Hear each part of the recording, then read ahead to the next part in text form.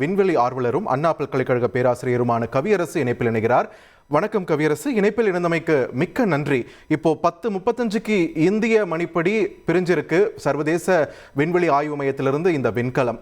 காலையில் 3:27க்கு தரையிறங்கும்னு சொல்றாங்க. இந்த இடைப்பட்ட நேரத்தில் அந்த 4 விண்வெளி வீரர்களுடைய பயணம் எப்படி இருக்க போகிறது? அவங்களுக்கான சவால், வேகம், வெப்பம்ன்றதை தாண்டி வேற என்னென்ன இருக்கு? வணக்கம் பார்த்திபன். இன்னைக்கு நம்ம க்ரூ டிராகன் சக்சஸ்ஃபுல்லா அன்டாக்கிங், க்ரூ 9 சக்சஸ்ஃபுல்லா அன்டாக்கிங் பண்ணிருக்காங்க இன்டர்நேஷனல் ஸ்பேஸ் ஸ்டேஷன் இருந்து. ஸோ இந்த ப்ராசஸ் நீங்க சொன்ன மாதிரி இந்தியர்களுக்கு கொஞ்சம் பரிச்சயமானதா போயிடுச்சு. இதைத்தான் நம்ம ISROவும் கடந்த ஸ்பாடெக்ஸ் மிஷன்ல பண்ணிக்கிட்டு இருக்காங்க. நீங்க கேட்ட கேள்வி இவங்க அன்டாக்கிங் பண்ணதுல இருந்து என்ன ஸ்பிளாஷ் டவுன் வரைக்கும் என்ன நடக்கும் அப்படிங்கறத கேட்டிருந்தீங்க. ஸோ இப்போ அன்டாக்கிங் பண்ணதுல இருந்து இப்ப என்ன பண்ணுவாங்கன்னா திருப்பி ரீஓரியன்டேஷன் அப்படின்னு ஒரு இதை பண்ணுவாங்க. ஏன்னா ஒரு ஓரியன்டேஷனோட இன்டர்நேஷனல் ஸ்பேஸ் ஸ்டேஷன்ல அது இணைஞ்சிருக்கும். இப்போ அன்டாக்கிங் நடந்திருக்கு. திருப்பி பூமிக்கு வரத்துக்கான திசையை நோக்கி தன்னுடைய விண்கலத்தை என்னென்ன திருப்பணுமோ அது எல்லாமே நாசா தரை கட்டுப்பாட்டு நிலையத்திலிருந்து அதை எக்ஸிக்யூட் பண்ணுவாங்க. ஸோ சக்சஸ்ஃபுல்லா என்ன பண்ணோம்னா இப்போ ஒரு இன்டர்நேஷனல் ஸ்பேஸ் ஸ்டேஷன்ல இருந்து ஒரு ஆர்பிட்ல சுத்திக்கிட்டு இருக்கோம்.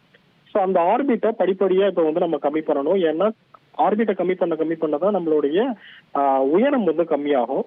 ஸோ அதை தான் சக்சஸ்ஃபுல்லா அடுத்த நிகழ்வுல பண்ணிக்கிட்டு இருப்பாங்க. மீன்வாய் எந்த இடத்துல நம்ம தரையிறங்க போறோம், அதற்கு என்ன வேகம், எவ்வளவு உந்து சக்தி தேவை, எந்த டயத்துல அதை எக்ஸிக்யூட் பண்ணணும், இந்த கால்குலேஷன்ஸ் எல்லாமே நாசா இதுக்கப்புறம் தான் ஒர்க் அவுட் பண்ணுவாங்க.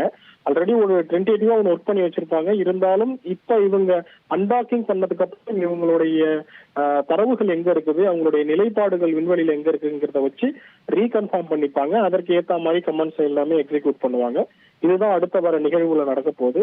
அது மட்டும் இல்லாமல் எந்த இடத்துல வரப்போறோங்கிறத வச்சு அவங்க திருப்பி பூமியை மையமா வச்சு சுத்திக்கிட்டு இருப்பாங்க. கரெக்டா நம்ம காலையில அதிகாலை சொல்லியிருக்கோம் இல்லையா, அந்த டயத்துல தன்னுடைய டி ஆர்பிட் பர்ன் அப்படிங்கிற ஒரு விஷயத்த எக்ஸிக்யூட் பண்ணுவாங்க. அந்த டி ஆர்பிட் பர்ன் அப்பதான் அது பூமியை நோக்கி உள்ள வரும்.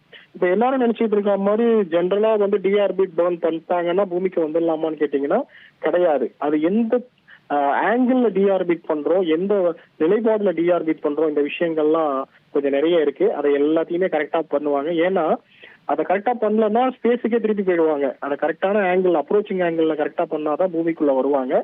ஸோ பூமிக்குள்ள வரும்போதுதான் அதிக சவால் நிறைந்ததா இருக்கும். இன்பிட்வீன் கேப்ல இதுக்கப்புறம் க்ரூ டிராகன் தரையிறங்கிறதுக்கு என்னென்ன பணிகளை மேற்கொள்ளணுமோ அதை மட்டும்தான் பண்ண போறாங்க. சைலண்ட்லி ஸ்பெக்டகுலேட்டர்ஸ் அப்படிங்கிற மாதிரி கண்டினியூஸா வாட்ச் பண்ணிட்டு தான் இருக்க போறாங்க. இது எல்லாமே தரை கட்டுப்பாட்டு நிலையத்திலிருந்து அவங்களுக்கு கமாண்ட் கொடுப்பாங்க தேவைப்பட்டால். அப்படி இல்லைன்னா தரையிலிருந்து அதுக்கான என்னென்ன கமாண்ட் கொடுக்கணுமோ அது எல்லாமே நாசா அவங்க தரப்புல இருந்து அந்த சிக்னலை கொடுத்துக்கிட்டு இருப்பாங்க. திருப்பாத்திபன் செய்திகளை உடனுக்குடன் தெரிந்து கொள்ள உடனே சப்ஸ்கிரைப் பண்ணுங்க.